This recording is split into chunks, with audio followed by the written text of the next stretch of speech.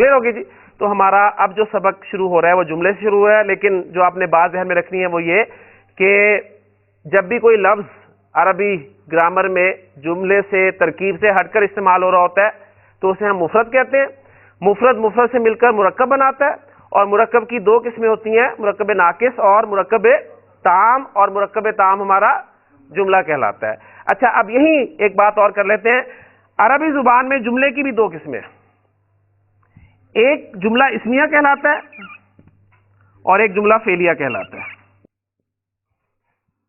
جیسے میں نے آپ کو بتایا تھا کہ قرآن مجید میں استعمال ہونے والا ہر لفظ گرامر کے اعتبار سے یا تو اسم ہوگا یا فعل ہوگا یا حرف ہوگا.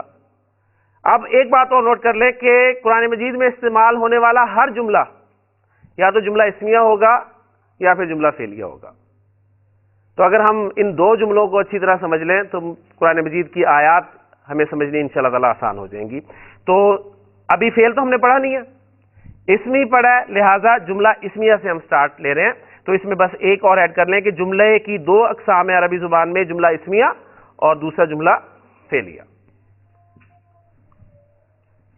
جملہ اسمیہ کسے کہتے ہیں؟ ایسا جملہ، سادہ ترین اس کی جو ڈیفینیشن ابھی اس وقت ہم سامنے رکھیں گے، پھر اس کے بعد اس میں تھوڑی سی چینج آ جائے گی. اس وقت ہم یہ سمجھیں گے جملہ اسمیہ ایسا جملہ ہوتا ہے جو اسم سے شروع ہو رہا ہو. ٹھیک، یہ ہم اس لیے رکھ رہے ہیں کہ جملہ فعلیہ کے مقابلے میں کہ جملہ فعلیہ فعل سے شروع ہوگا. عربی زبان میں جملہ کوئی فعل سے شروع ہو رہا ہے تو وہ جملہ فعلیہ ہے، اور اگر اسم سے شروع ہو رہا ہے تو جملہ اسمیہ ہے.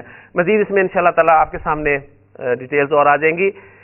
جملہ اسمیہ اردو میں پہلے ایگزامپل آپ کے سامنے رکھتا ہوں. ایک جملہ رکھ کر میں کہتا ہوں زید نیک ہے. کیوں جی؟ ایک جملہ ہے، الفاظ کا مجموعہ لیکن جملہ، مرکب لیکن مرکب تام، اور مرکب تام کو ہم جملہ کہہ رہے ہیں. زید نیک ہے، اس میں تین الفاظ ہیں. یہ جملہ کس اسم سے شروع ہو رہا ہے؟ زید سے. دیکھیں میں کہتا ہوں زید، آپ انتظار میں ہیں کہ میں زید کے بارے میں آپ کو کچھ کہنے لگا ہوں. پہلی بات یہ ہے کہ میں جب کہتا ہوں زید تو اس اسم سے میں نے جملے کی ابتدا کی ہے. تو جس اسم سے جملہ اسمیہ کی ابتدا ہو اسے مبتدا کہتے ہیں. اب ہم جملہ اسمیہ کے اجزاء پڑھنے لگے ہیں. جس اسم سے جملے کی ابتدا ہو، جملہ اسمیہ کی ابتدا ہو، سے کیا کہتے ہیں؟ مبتدا. میں نے کہا زید، آپ انتظار میں ہیں جی ہاں جی زید کیا؟ میں کہتا ہوں جی زید نیک ہے. میں کہتا ہوں ابراہیم، آپ انتظار میں ہیں، ہاں جی ابراہیم کے بارے میں میں کیا کہنے لگا ہوں؟ میں کہتا ہوں ابراہیم سچے ہیں. میں کہتا ہوں قلم، آپ انتظار میں ہیں، ہاں جی قلم کے بارے میں میں کیا کہنا چاہتا ہوں؟ میں کہتا ہوں قلم نیا ہے.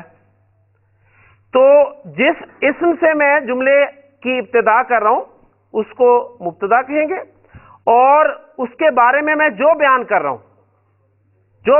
ہوں وہ اس کی خبر کہلائے گی. تو جملہ اسمیہ کے دو اجزاء ہوں گے، ایک ہوگا مبتدا جس سے جملہ اسمیہ کی ابتدا ہو، اور دوسرا ہوگا خبر، یعنی وہ بات جو آپ مبتدا کے بارے میں کہہ رہے ہیں. کلیئر ہو گیا؟ اور دلچسپ بات یہ ہے کہ عربی زبان میں ہے کے لیے لفظ ہی نہیں ہے. عربی زبان میں ہے کی عربی نہیں ہے، تو دو ہی الفاظ بچے ہمارے پاس، زید اور نیک. ٹھیک ہے؟ اور عربی میں اس ہے کا مفہوم کیسے ادا کریں گے؟ اب وہ دیکھتے ہیں ہم یہ ہے کا مفہوم کیسے ادا کریں گے. اس کے لیے ہمیں جملہ اسمیہ کے رولز جو ہیں وہ یاد کرنے پڑیں گے. اگر آپ یاد کر لیں گے تو انشاءاللہ تعالی جملے بنانے آسان ہو جائیں گے. اور آج سے آپ کو پتہ چلنے شروع ہو جائے گا کہ حالت رفع میں اسم کس کی صورت میں استعمال ہوتا ہے. آج سے انشاءاللہ تعالی آپ کو پتہ چلنا شروع ہو جائے گا. پہلے آپ نے اسماء کی حالت رفع میں شکل پہچانی تھی، اب آپ کو وجوہات پتہ چلنے لگ جائیں گی. اچھا اس وجہ سے اسم جو ہے وہ حالت رفع میں آتا ہے.